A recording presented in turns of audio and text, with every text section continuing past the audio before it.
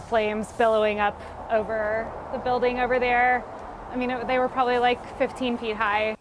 In West Seattle, an arson investigation is underway after a fire ripped through the historic lodge at Camp Long. This happened around 8 o'clock last night. Nobody was hurt, but the fire caused significant damage, especially to the roof. Seattle police found multiple broken windows, and they believe that's how people got inside. SPD also says 2 cabins on the property appeared to be broken into last night as well.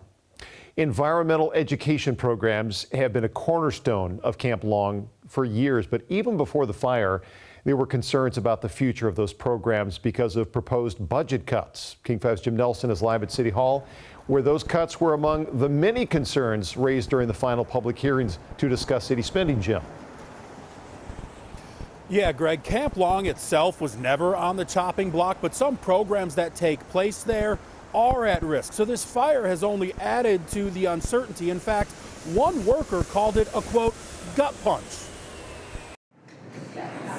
A packed house inside Seattle City Council chambers. The impact of this will reach all corners of Seattle. The voice of the people, loud and clear on the city's proposed budget.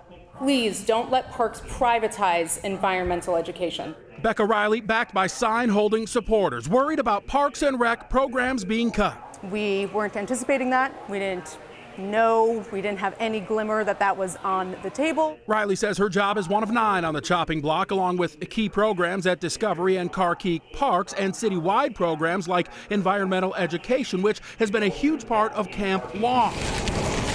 Seeing the lodge there go up in flames this week felt like adding insult to injury.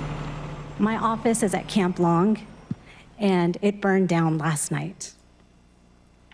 So after the outpouring of community support last night, it's clear now more than ever just how important our environmental learning centers are to the people in the city. Camp Long itself was not facing closure, but some of those at-risk environmental education programs were held there. Now, with the lodge badly damaged, there are unanswered questions about what that means, especially with so many programs already facing uncertainty. And that's what brings Riley here. Please restore funding for Discovery Park, Carkeek Park, and the citywide environmental education team, and don't let parks privatize environmental education. Thank you.